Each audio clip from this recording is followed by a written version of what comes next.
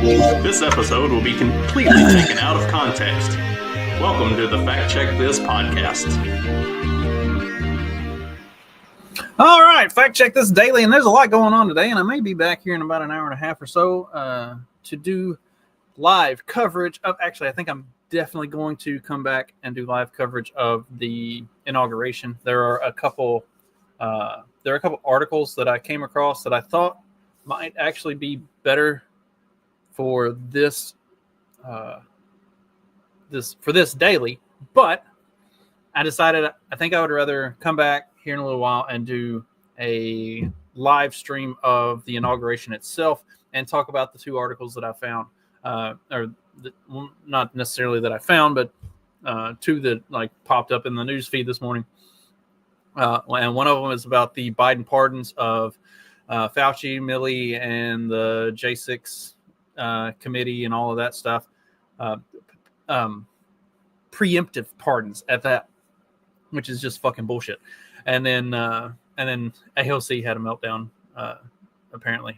So anyway, I thought about doing one or both of those for this, but I really do want to talk about the article that I was going to talk about today anyway, and also it kind of ties in, and inauguration, it all goes together. So anyway, we're going to go ahead and do that one. It's an article from Salon. Interestingly enough, so my computer ran some updates, and Microsoft had to update a bunch of shit on Windows and Edge and everything else. And so when I opened up my browser and pulled up all of the sites that I had open again, when Salon came up, it said that this may be an unsafe site. So I just thought that was hilarious that the leftist rag of Salon, after the Microsoft update on the morning of the inauguration, now identifies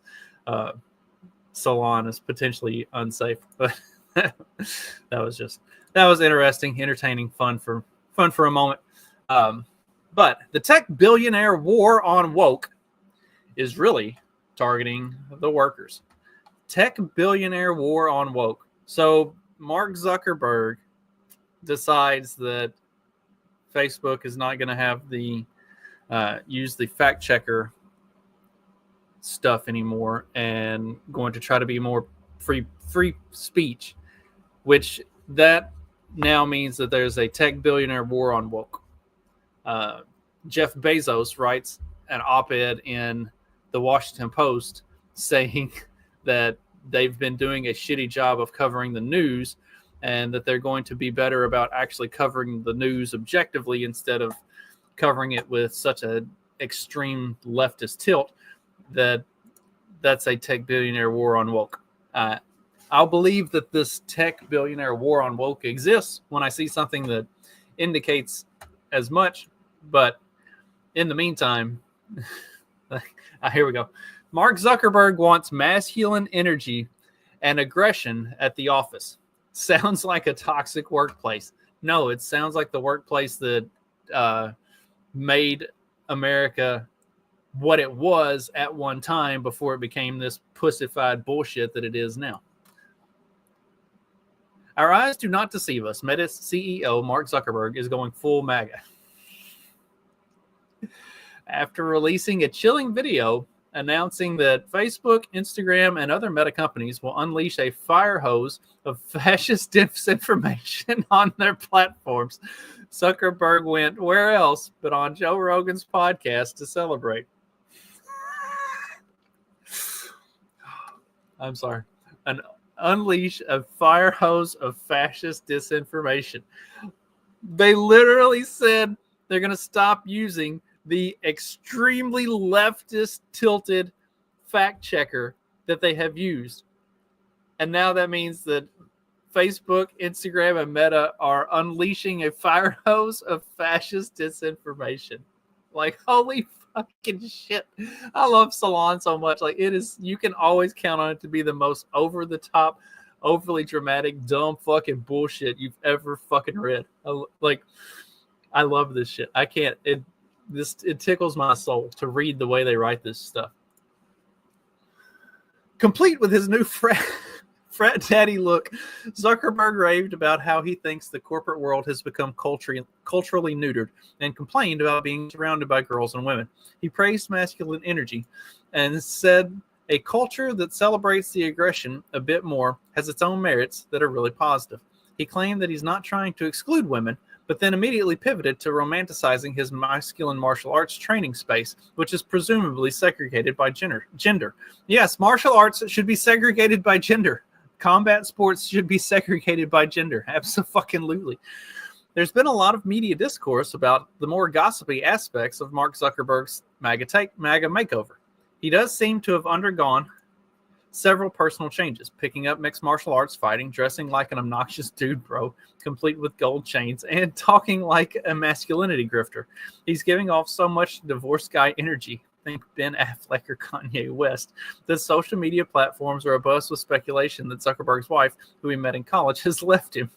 Truly, the try-hard nature of Zuckerberg's posturing is so embarrassing, it's hard to look away from. And I do agree that Zuckerberg seems to be pouring it on a little thick, but I love the way these are written. God, it's fucking amazing. Here, let's watch a little bit of Zuckerberg. Maybe.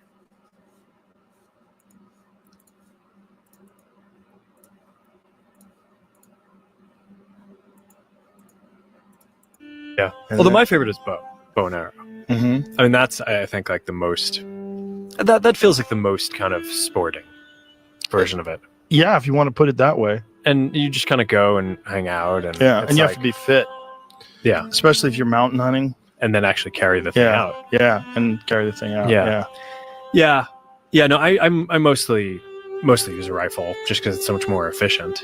Your conversion rate is so much higher. But it's what kind of bow do you have? Gosh, I didn't get to do it this season, but Zuck trying to be a hunting bro is funny. That was interesting. Let's see. But as Elon Musk, Peter Thiel, and Mark Anderson, and other tech billionaires, but as with Elon Musk, Peter Thiel, Mark Anderson, and other tech billionaires, the pivot to MAGA isn't just about overgrown nerds trying and failing to compensate for high school insecurities. It also seems to be fueled by a deep loathing of the very people who have made these capitalists their money, the fleets of mostly desk workers who make the companies run. Musk frequently rants on X about the elites, a word he uses almost exclusively to describe college-educated professionals who draw middle-class or upper-middle-class incomes, i.e. the class of people doing the work that makes him rich. Yes, it's people who can often afford home ownership or summer vacations, but they still have to work for a living. Most make less than a year than Musk or Zuckerberg spend in a single trip to Mar-a-Lago. The war on woke is ultimately a war on workers. Like Musk before him, Zuckerberg appears to resent the people who work for him and make him rich. Zuckerberg's raving about how he wants more masculine energy and complains that the corporate culture is neutered are being celebrated by MAGA as a swipe at diversity, equity, and inclusion programs. These programs are dismissed by the right as woke and virtue signaling. The more mundane truth, however, is that DEI is part of a large effort to attract talented employees by making workplaces welcoming and comfortable. Why? Why do you need to attract employees by making workplaces welcoming and comfortable? If somebody has a desire to do the job, they're going to do the job. If somebody is good at the job, they're going to show up and do the job. You don't have to include all of this bullshit to make people want to do the things that they want to do and that they're good at doing. They're just going to do it. What you actually do by creating these incentivizing programs to get people who don't belong in these industries, who don't belong in these fields, who don't belong in these jobs to go and do them, is you're creating a disincentive for the people who actually want to do it. Because now what they're going to look at is they're going to look and see, oh, they're giving all these like handouts and bullshit to dipshits who shouldn't be here, who don't deserve the job, in order to try to attract them and draw them in so that they can meet these like diversity quotas and other nonsense. And that means that I, the person who knows what the fuck I'm doing and actually wants to do this, am going to be saddled with additional work to make up for the fact that these morons that they're trying to draw in aren't going to be able to do the fucking job. Why would I go and have to do 1.5 to 2 times the work while that person is being incentivized to show up just so they can meet some fucking numbers? Like, you don't need to push people to come into the field. You don't need to make it more welcoming and comfortable. You just need to have the job. And either the people want to do the job or they don't. And if certain demographics don't want to do the job, that's fine. You don't need to force them into it. You don't need to create incentive structures to get them to come do it. And that's what's happened in a lot of these tech industries and a lot of these tech areas is they've created these incentives for women and minorities and other people who don't normally want to do these jobs to come and do the jobs. And then it turns out they fucking suck at it. But if they fire them, then they've created opened a whole other can of worms. By hiring them, they create a whole new set of problems that the people who actually do the jobs have to deal with. So yes, wipe out all the DEI bullshit, go on a merit-based system.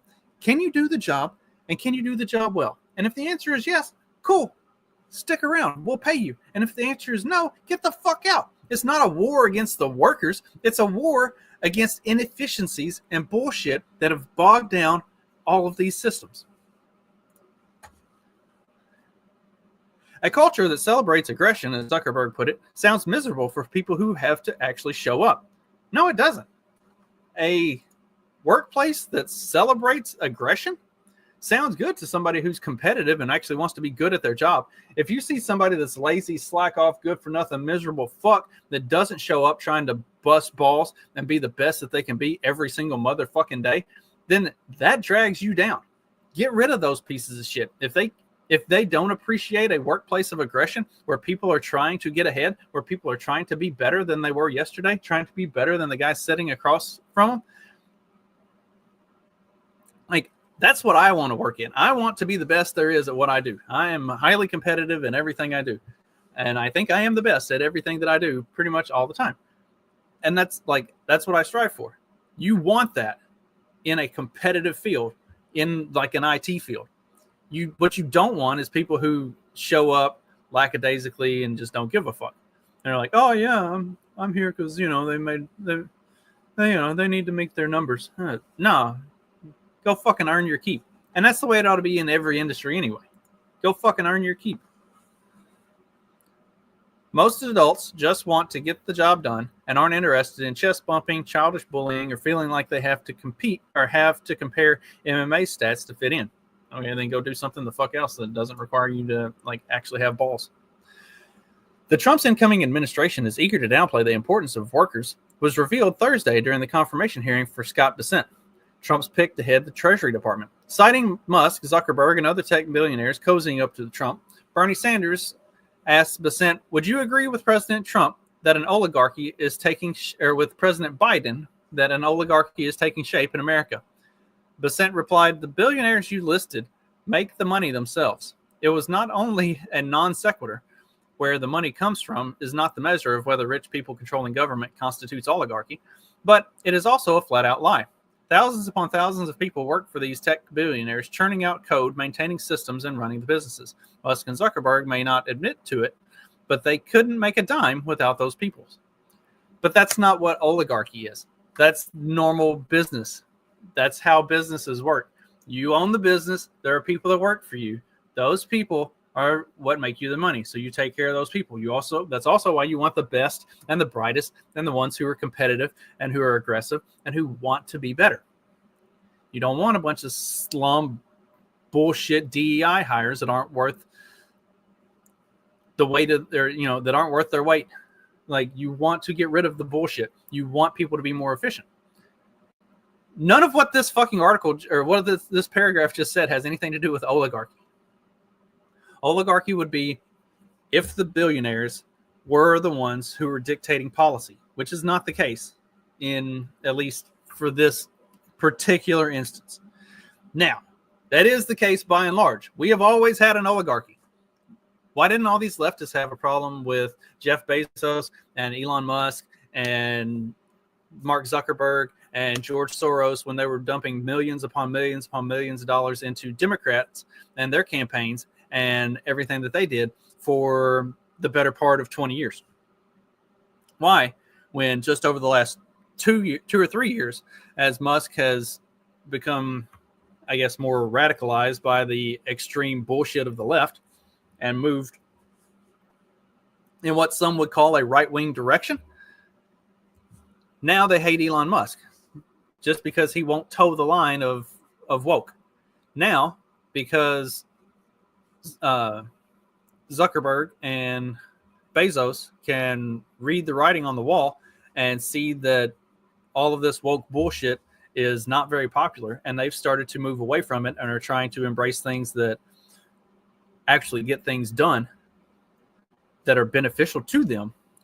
Now they hate them. 2-3 years ago, they loved Bezos and Zuckerberg. Watching the left just like flip itself over and over again in circles to hate this thing and then love it and then hate it and then love it and then hate it, and like I can't keep fucking track. Like, just pick an enemy and have them be your enemy forever. Like, why do you have to just like keep flipping on your head over and over again? It's fucking insane. Meanwhile, the more authoritarian anti-worker regime at Meta has already kicked off. Yes! As the New York Times reported earlier this week, Meta typically invites employees, civic leaders, and others to weigh in before a big policy change, but not this time. The new policies allowing more disinformation and hate speech on the platform were sprung on most of Meta's 72,000 employees during the public announcement. Yes, because that's exactly what the change means, is we're going, hey, we're just going to allow misinformation or disinformation and hate speech. That's what the policy states specifically. These morons.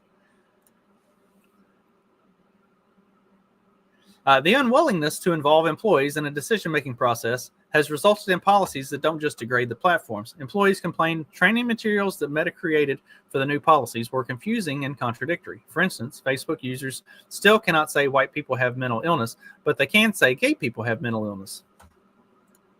Well, one of those is objectively true, and the other is much more situational. So, interesting. Also, not all policy decisions should go through all of the employees. Like, you're an hourly, or in some cases a salaried employee. You're not a part of the upper level decision making team. So your opinion, sorry to tell you, is worth precisely jack fucking shit.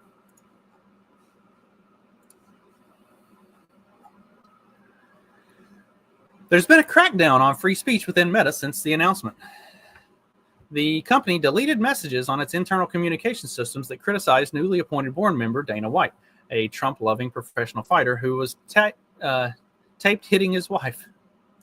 The company locked down access to policies and training material to prevent workers from sharing them with the press. There have also been obnoxious moves that read as evident slights to employees, such as removing tampons from men's rooms. Why do men need tampons? They don't. So there shouldn't be tampons in men's room. If you're a man, you don't need a tampon. So no tampons in the men's room. Which serves no other purpose than to signal to trans people that they aren't equal at Meta. You're not. You're mentally ill. Go use your own bathroom. Shut the fuck up. There's no reason for there to be tampons in a men's restroom. Zuckerberg also announced he's moving the company's moderation teams from California to Texas, where he argues there's less concern about the bias of our teams. This means forcing people to leave a state that is friendly to human rights to move to one that bans abortion and restricts queer inclusive health care. Neither of those are both objectively untrue. Even for those who don't move, the message is loud and clear. Zuckerberg is signaling his contempt for their professionalism and intelligence. This has nothing to do with their professionalism or their intelligence. He's signaling contempt for their bullshit and their uselessness as human beings. If you're good at your job, then either you're going to move and you're going to remain part of the team, or you're going to stay and you're going to get another job somewhere else. But if you fucking suck, then bye fucking bye. That's what this all boils down to. Zuckerberg may want to frame the neutered environment of his offices in gendered terms that resonate with the psychosexual hangups of Trump voters, but in truth, it's not really about sex at all. It's about a more boring but necessary goal, meeting the needs of everyday workers, regardless of gender, race, or sexual identity. Nobody fucking cares about that dumb shit. The goal is promote the best and brightest and wash out the fucking trash. That's it. Nobody gives a shit about meeting the needs of everyday workers. I'm sorry. If you have needs that need to be met, that's on you. That's not on Mark Zuckerberg or whoever's running the company that you work for. Most people just want a peaceful place to do their job, plus a pay and benefits package that helps them meet their life goals outside of work. It's not woke that makes Silicon Valley workers spend their days wearing khakis, drinking coffee, and being generally pleasant to each other instead of exhibiting masculine energy and aggression. No, it's being a pussy that doesn't have to worry about losing his or her or its job. That's what contributes to it. It's been a pampered, catered to field that's promoted bullshit instead of being good. Basic common sense dictates that chill, congenial workplaces are better for morale and productivity. Everyday niceness may not be as exciting as beating people up at martial arts, but it's actually what makes Zuckerberg his money. Zuckerberg blamed his former chief operating officer, Sheryl Sandberg, for an inclusivity initiative at Facebook that encouraged employees' self-expression in the workplace. He said new guidelines and series of layoffs amounted to a reset, and that more changes were coming. Zuckerberg's former COO, Sheryl Sandberg, got a lot of grief, much of it well-deserved, for her Lean In book and its watered-down individualistic approach to feminism. But while she will never be considered a great feminist thinker, her strategy made her a success at her actual job, attracting top-level talent to Facebook and later Meta. Her feminine approach, while Zuckerberg seems so ashamed of now, focused on making employees feel valued and acknowledging that workers are full human beings, not just cogs. Cool. So the company provides healthy benefits and salaries, on-site gyms, food, wellness centers, and varied transportation options. I agree with the cynic's take that this is all so they get more work out of people. It's also fair to say that it's a site better than many alternatives which expect maximum worth without helping employees minimize stressors at home. None of that is the problem with the woke hiring stuff. It's the fact that they push for these quotas and to hire X number of people from different demographics as opposed to hiring the best people for the job and keeping people who will do the job well. That's why Facebook has done away with all the DEI bullshit. Not because they don't want to take care of people, not because they don't want to appreciate the people who work there, but because they want the people who work there to be the right people for the job, not just people who are hired to check a fucking box. Zuckerberg may now see those efforts to address work-life balance as inclusivity and emasculating and woke, but it's not about gender. The stereotypical bachelor computer programmer also enjoys having free restaurants to eat at, rather than sadly microwaving a burrito at home for dinner. But pretending it's about masculinity is a good way to distract from the mundane fact that, like a stereotypical capitalist parasite, Zuckerberg has adopted a hostile posture towards his own workers. Perhaps, like so many of the hyper-rich before him, he doesn't like being reminded that without his staff, he would be nothing. I guarantee you, Mark Zuckerberg absolutely 100% knows that without his staff, he would be nothing. That's why he wants to have the best and the brightest. He wants to have an aggressive, ready to go fucking get it done staff, not a bunch of lazy, pathetic fucking parasites, actual parasites leeching off of him and everything that he's built. Those are the parasites, the ones who don't fucking contribute. That's what he wants to get rid of. In his farewell speech at the speech to the nation Wednesday, President Joe Biden compared the rise of tech industrial complex to the robber barons of the 19th and 20th centuries. I highly recommend that you go check out an episode of Johnny Profita's show, Peddling Fiction, called, so this one was about robber barons. He did it a couple years ago. It's fantastic stuff. The episode is, let me pull it up so you can see it. If it'll pull up. Oh, damn it. There we go. Antitrust is a bust. This was from June 22nd of 2019. In this one, Johnny talks about the robber barons, the fiction that is this idea of the robber barons. So definitely recommend that. Go check that out. It's good stuff, for especially with all of this talk of robber barons coming back around because of Joe Biden. He warned that the dangerous concentration of power in the hands of very few ultra-wealthy people threatens not just democracy, but the basic rights of workers to earn their fair share. Nobody's stopping anybody from earning their fair share. We have a ton of fucking labor laws that prevent that already, that aren't going away. The increasingly ugly attitude that tech billionaires take towards their own employees is a troubling indicator of this. I've covered this enough times. Thank God this is almost over. We saw this already at X, formerly Twitter, where Musk, having stereotyped middle-class workers as elites not deserving of respect, felt justified in stripping them of basic workers' rights. He demanded that they work long overtime hours without pay or sleep, insisting they work 48 hours a week while he sits around and tweets. If you think that all Elon Musk does is sit around and tweets, you are a goddamn retard.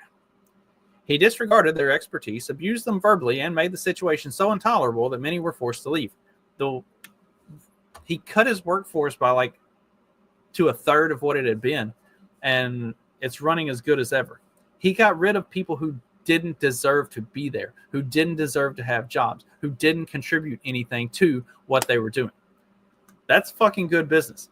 Only a moron looks at that and is like, oh man, that was such a terrible thing. He doesn't appreciate his workers. No, he doesn't appreciate bullshit that doesn't contribute to what they are doing as a company.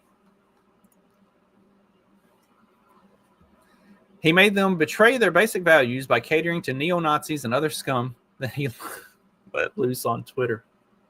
One reason he wants a carve-out for H-1B visas in the expected immigration crackdown is because he can use threats of deportation to extract high-intensity work for low pay from immigrant employees. Because the desk workers of Silicon Valley are middle class, they don't rate much sympathy in the current political discourse, which is far more focused on the partisan tug-of-war for working class voters. But it's playing into the hands of oligarchs who reject the needs of middle class workers. The real battle is between working people, whether college educated or not, and the hyper wealthy, who want to suck up all the money for themselves and leave the people who do the actual labor behind. People like Musk and Zuckerberg save their rhetorical fire for the middle class desk workers who staff their companies, but the efforts to redistribute money upwards will hurt everyone, the working class most of all. This was also demonstrated during Besant's hearing when he rejected a call to raise the federal minimum wage, which has been stuck at a paltry $7.25 an hour since 2009. The chattel about woke is an effort to distract Americans from a simple fact. The desk worker and the factory worker have way more in common with each other than they do with the capitalist leader who makes money off their backs. And the tech billionaires now cozying up to Donald Trump are not friends to any of us. Salon is not friends to anybody because they hate everybody. TDS has completely wrecked their brains. This idea of would you support raising the minimum wage? No. If you're making minimum wage, you're probably making more than what you're worth.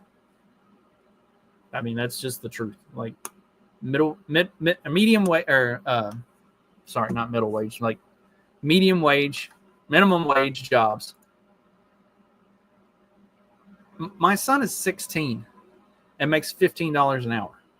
He does an actual job that requires him to work.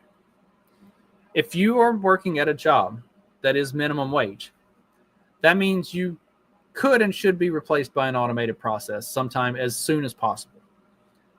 Or you have so little skill and so little experience that is all you are worth, and honestly probably more than what you're worth.